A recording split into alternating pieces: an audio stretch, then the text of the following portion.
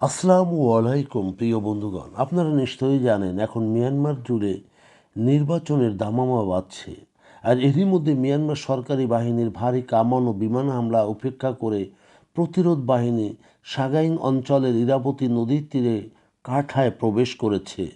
Sagaing এবং Kachin রাজ্যের সীমান্ত জুড়ে কাঠা টাউনশিপ জান্তা আয়োজিত নির্বাচনের প্রথম ধাপ অন্তর্ভুক্ত ছিল, কিন্তু রোববারে যখন সামরিক শাসক গোষ্ঠী ভোট গণনা শুরু করেছিল তখনও প্রতিরোধ গোষ্ঠীগুলি শহরের প্রবেশপথ এবং মিয়ানমারের সরকারি বাহিনীর লাইফ ইনফ্যান্ট্রি ব্যাটালিয়ন ৩০৯ সদর দপ্তরে অর্থাৎ LIB 309 শাসক ঘাঁটিগুলিতে আক্রমণ শুরু করে এবং নির্বাচনের বাইরে থাকা এক বিশাল প্রতিরোধী গোষ্ঠীগুলি তখন প্রায় শহর জুড়ে ছড়িয়ে ছিটিয়ে রয়েছে এবং সেটি এখনও বিদ্যমান।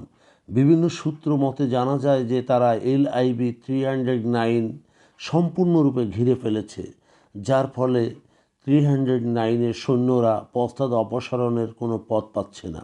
শুধু তাই নয়, 5 ও 8 নম্বর আবাসিক ওয়ার্ডেও সংঘর্ষ চলছে। 7 নম্বর ওয়ার্ডে বিমানে ভারী কামান এবং সেখানকার বোমা হামলায় অনেক বাড়িঘর পুড়ে ধ্বংস করেছে। শুধু তাই নয়, সেখানকার উপাসনালয়, বৌদ্ধ মঠগুলিতেও আগুন লাগিয়ে দিয়েছে। স্থানীয় বাসিন্দাদের মতে শহরের পতন বা রক্ষাকল্পে শাসক গোষ্ঠী মরিয়া হয়ে বিমান ও কামান হামলা চালায়, যার ফলে সেখানকার জনসাধারণ পালিয়ে যায়।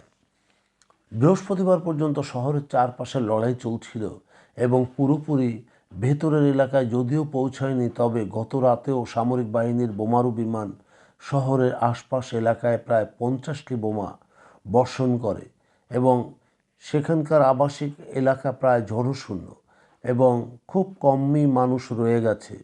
5 ও 8 নম্বর ওয়ার্ডে কোনো মানুষ নাই বললেই চলে। মোহনিন, মাওলু এবং মেজা এবং নিকটবর্তী তাদের যে জঙ্গল, সে জঙ্গলে তারা পালিয়ে যায়। পালানোর পথে অনেক বেসামরিক লোক আটকা পড়ে আছে প্রতিরোধ বাহিনী ও জান্তা বাহিনীর লড়াইয়ের মাঝে।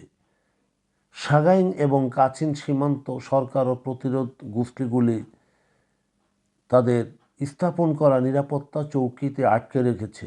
বিশেষ করে কাঠায় যে লড়াই চলছে সেখানে কাচিন ইন্ডিপেন্ডেন্স আর্মি অর্থাৎ KIA, people's defence forces PDF, all Burma students democratic party ABSDF, people's liberation army PLA এবং নতুন করে সংগঠিত স্প্রিং রেভলিউশন অ্যালায়েন্স অর্থাৎ SRA এর সদস্যরা এই লড়াইয়ে যৌথভাবে জড়িত। নিরাপত্তা বিশ্লেষকদের মতে যে কাঠা দখলকালে কাচিন রাজ্যের এটি প্রবেশদ্বারে এবং প্রতিরোধ বাহিনীকে কৌশলগত সুবিধা হবে এটি দখল করলে। কাঠা এবং ইরাবতী নদীর পশ্চিম তীরে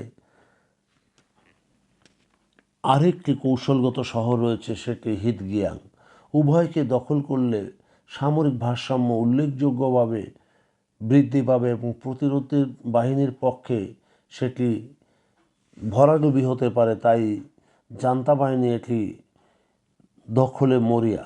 জান্তা আয়োজিত যে নির্বাচনের প্রথম ধাপ সেটি PDF এবং তার সকল মিত্রবাহিনী নতুন বছরের আক্রমণ শুরু করেছে এবং মিয়ানমারের কেন্দ্রস্থল জুড়ে মারাত্মক উত্তেজনা সৃষ্টি হয়েছে। উল্লেখ্য, মিয়ানমারের বেশিরভাগ জনগোষ্ঠী বা দলসমূহকে বাইরে রেখে কতিপয় সরকার সমর্থিত কিংস পার্টি শুধু এই নির্বাচনে অংশগ্রহণ করছে এবং এটি প্রতিরোধে সশস্ত্র প্রতিরোধ বাহিনী অব্যাহতভাবে আক্রমণ চালিয়ে যাচ্ছে। প্রিয় বন্ধুগণ, যদি আমাদের এই তথ্য গল্প আপনাদের ভালো লাগে তাহলে লাইক এবং শেয়ার দিন এবং এখন আজ আমাদের সঙ্গে থাকার জন্য ধন্যবাদ। আমাদের ফলো দিন এবং সাবস্ক্রাইব করুন এবং আমাদের এই প্রতিবেদনের কমেন্টস বক্সে আপনার মতামত প্রদান করুন।